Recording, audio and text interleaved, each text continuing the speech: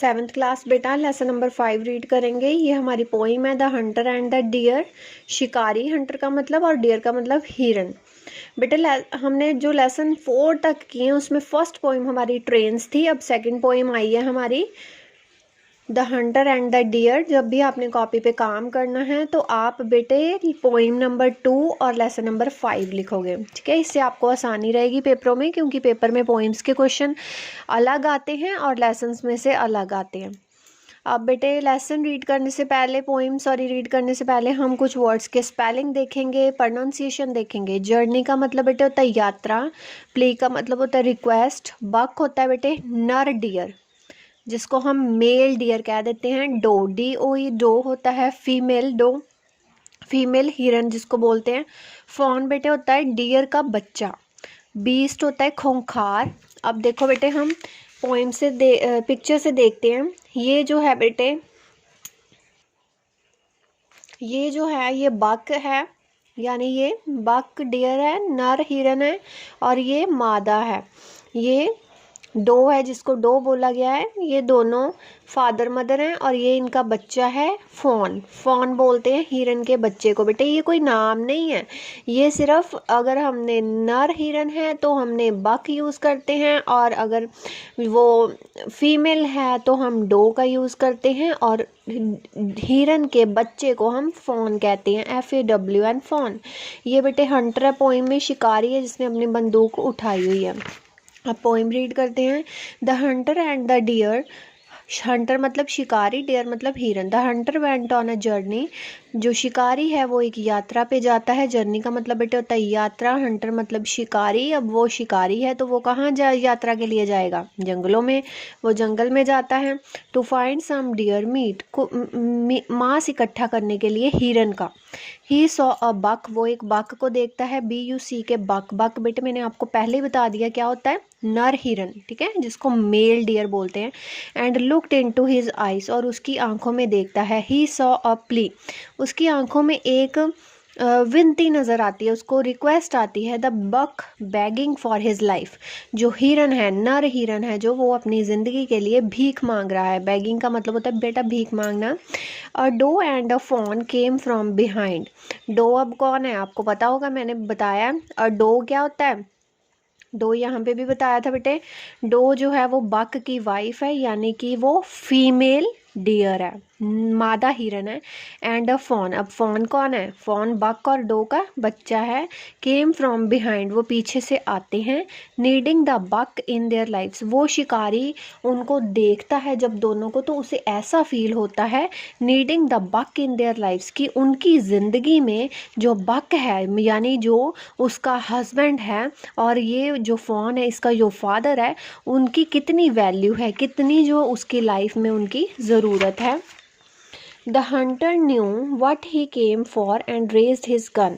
शिकारी जानता था कि वो किस लिए आया है और उसने अपनी बंदूक जो है वो उठाई। देखो बेटे पिक्चर में ये शिकारी है, उसने अपनी बंदूक पर उठाई हुई है, और ये जो है डियर की फैमिली खड़ी है। But out of nowhere he saw the bucks son, पर कहीं से उसने बक के सन को देखा, उसने बेटे को देखा। ये फॉन जो है, इट वॉज क्यूट, वो बहुत ही क्यूट, सुंदर है, उसको लगा। To say the least, and if he killed the buck he did feel like a beast. वो कहता है, शिकारी अपने आप से सोच रहा है कि अगर वह उसको मार देगा, बक को, हिरन को मार देगा, जो नर हिरन है, जो डो और जो फॉन का फादर है और जो डोन का जो हस्बैंड है बक, अगर वो उसको मार देगा तो वो उसको ऐसा महसूस होगा जैसे उसने खूंखार जानवर बन गया है। The hunter looked at the deer again, शिकारी जो है वो डियर की तरफ, हिरन की तरफ दोबारा देखता है। अगेन का मतलब होता है दोबारा। And something grieve in him, और उसके अंदर एक चीज़ प्रकट होती है। ग्रीव का मतलब होता है बेटे प्रकट होना, उगना, पैदा होना। अब यहाँ पे उस शिकारी के अंदर क्या चीज़ पैदा हुई है, उसके अंदर हमदर्दी की भावना पैदा हुई है जब उसने उसके बच्चे को फ़ोन को देखा कि वो कितना क्यूट है और उन दोनों की लाइफ में बक की जो है वो कितनी ज़्यादा इम्पोर्टेंस है, कितनी ज़रूरत है उनको। तो यहाँ पे जो हमदर्दी की भावना है वो शिकारी के अंदर जागती है। He gathered some nuts and fed the deer. बेटे नट्स होते हैं जैसे चने के दानों को कह लो, कोई दाने हो गए या कोई बादाम अखरोट गिरियाँ, ये सारा क्या होता है, नट्स होते हैं बेटे। उसने किसने, शिकारी ने, गैदर्ड का मतलब होता है इकट्ठे करना, उसने कुछ जो नट्स थे वो इकट्ठे किए। एंड फेड द डियर, और हिरन को खिला दिए। And he felt the deer's lack of fear, और उसने महसूस किया कि जो हिरन है अब वो खतरे से बाहर है। लैक ऑफ फेयर मतलब अब उसको, हिरन को कोई डर नहीं है। ही smiled a great big smile, वो हंसता है, वो स्माइल करता है क्योंकि उसका जो डर है इस शिकारी के लिए कि वो मुझे मार देगा वो अब ख़त्म हो गया है। He stayed with the deer for a while मतलब होता है कुछ समय के लिए, वो कुछ समय के लिए हिरन के साथ रुकता है। स्टेड का मतलब होता है रुकना।